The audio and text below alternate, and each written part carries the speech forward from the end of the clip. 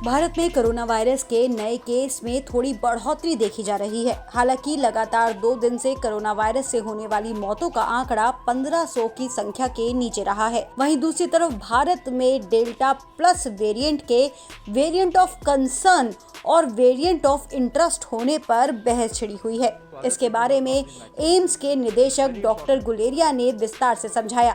Doctor Guleria ने बताया कि आखिरकार वेरिएंट ऑफ कंसर्न और वेरिएंट ऑफ इंटरेस्ट में क्या अंतर होता है। हमें समझना चाहिए कि वेरिएंट ऑफ इंटरेस्ट और वेरिएंट ऑफ कंसर्न में क्या अंतर है। वायरस जो है, स्पेशली जो mRNA वैक्सीन है, ये रेगुलरली म्यूटेट करता है। लोगों का ये मानना है कि ये महीने में 2 दफा वायरस की म्यूटेशन हो जाती है, लेकिन ज्यादातर जो म्यूटेशन होती है वो वेरिएंट ऑफ इंटरेस्ट ही रहती है, क्योंकि उससे कोई क्लिनिकल सिग्निफिकेंस नहीं है, उससे यस कोई फर्क नहीं पड़ता। ये सिर्फ एक इंटरेस्टिंग चीज है कि वायरस म्यूटेट हुआ, लेकिन उस जगह पे म्यूटेट हुआ जिससे हमें कोई फर्क नहीं पड़ा। लेकिन कई दफा ऐसा म्यूटेशन होता है स्पाइक प्रोटीन पे, जिसके कारण वायरस में कई चीजें हो सकती हैं जो हमें कंसर्न करती हैं, और तब हम वेरिएंट ऑफ कंसर्न कहते हैं।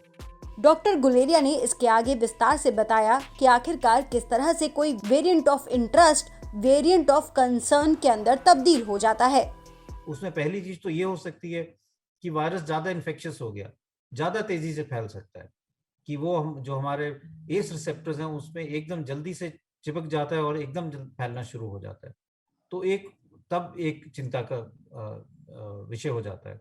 दूसरी चीज ये है कि वायरस ज्यादा विरुलेंट हो गया है, ज्यादा सीरियस इन्फेक्शन कर रहा है, वो फेफड़े में एकदम अटैक कर रहा है, और जो लोगों को निमोनिया हो रहा है, डेथ्स ज्यादा हो रही है, हॉस्पिटलाइजेशन ज्यादा हो रही है। तीसरी इशू ये हो सकती है कि वायरस ने इम्यून एस्केप मैकेनिज्म बना लिया है, कि जो हम वैक्सीन दे रहे हैं उसकी एफिकेसी कम हो गई है। जो लोगों को पहले इन्फेक्शन होकर इम्यूनिटी आई है उससे प्रोटेक्शन नहीं मिल रही और उनको री इन्फेक्शन के चांसेस ज़्यादा हो रहे हैं। या जो हम दवाइयाँ दे रहे हैं वो इतनी कामयाब नहीं है, क्योंकि ये वैक्सीन जो ये वायरस है ये अब इफेक्टिव, स्पेशली एंटीबॉडीज के साथ इतना और इफेक्टिव नहीं है। चौथी चीज ये भी हो सकता है कि वायरस जो है वो म्यूटेट कर गया और अब हमारे टेस्ट में ज्यादा पिकअप नहीं हो रहा है। अगर इनमें से कुछ भी हो तो हम तब उसको वेरिएंट ऑफ कंसर्न कहते हैं। ज्यादातर हमने देखा है जो वायरस है वो इन्फेक्टिविटी ज्यादा हो जाती है, जैसे हमने डेल्टा वेरिएंट भी देखा कि वो एकदम ज्यादा इन्फेक्शियस हो गया, केसेस हमारे एकदम बढ़ने शुरू हो गए। तो जब ऐसी चीजें होती हैं तो वो वेरिएंट ऑफ कंसर्न हो जाता है। अभी अगर हम देखें तो हमारे इतने ज्यादा केसेस नहीं है भारत में कि हम ये कह पाए कि इनमें से ये कुछ भी क्राइटेरिया मीट होते हैं, नहीं।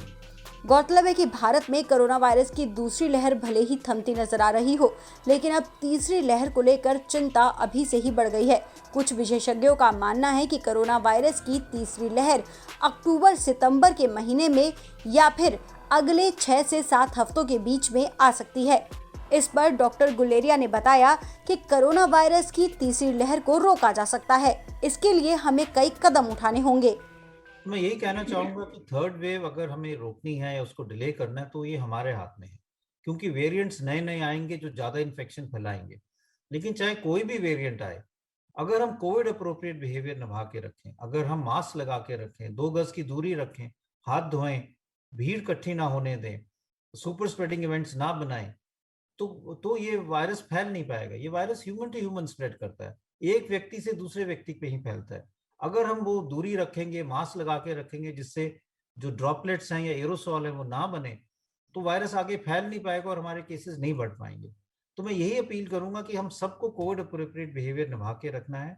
दूसरा, सर्वेलेंस करने की जरूरत है कि कहाँ जहां पर भी केसेस ज्यादा हो, पॉजिटिविटी रेट ज्यादा हो रही हो, वहां पे हम लॉकडाउन कर लें जिससे उसको आगे ना बढ़ने दें। और तीसरी चीज, वैक्सीनेशन, ज्यादा से ज्यादा लोग आगे आगे आए, वैक्सीनेशन लगाएं, जिससे उनको भी प्रोटेक्शन मिलेगा और चेन ऑफ ट्रांसमिशन को हम रोक पाएंगे, जिससे वायरस आगे नहीं फैल पाएगा। आपको बता दें कि भारत में जब से कोरोना वायरस का कहर चल रहा है, तभी से स्कूल कभी खोले जा रहे हैं तो कभी बंद कर दिए जा रहे हैं। इस पर डॉक्टर गुलेरिया ने बात करते हुए बताया कि स्कूल का खुलना आखिरकार बच्चों के लिए क्यों जरूरी है। मेरा ये मानना है कि स्कूलिंग एक बहुत ज़रूरी, बच्चों की डेवलपमेंट के लिए ज़रूरी है। चाहे वो हम फिजिकल डेवलपमेंट की बात करें, कैरेक्टर बिल्डिंग की बात करें, या ओवरऑल ग्रोथ ऑफ चिल्ड्रन की बात करें। इसलिए फिजिकल स्कूल जाना बहुत ज़रूरी है। और स्पेशली कई बच्चे ऐसे हैं जो मार्जिनलाइज्ड हैं, जो ऑनलाइन क्लासेस पे नहीं आ पाते, उनके लिए उनकी स्कूलिंग तो बहुत ज़्यादा सफ़र हो रही है।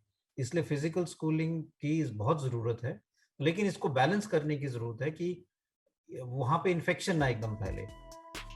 आपको बता दें कि भारत में कोरोना वायरस की तीसरी लहर का कारण डेल्टा प्लस वेरिएंट को माना जा सकता है। ऐसे में डेल्टा प्लस वेरिएंट के 8 राज्यों में केसेस निकलने की बात सामने आ रही है। हालांकि पूरे देश में अब तक डेल्टा प्लस वेरिएंट के केवल 40 केसेस हैं, लेकिन इसके बावजूद शासन प्रशासन सभी लोगों से सतर्क रहने और कोविड-19 प्रोटोकॉल का पालन करने की अपील करता है।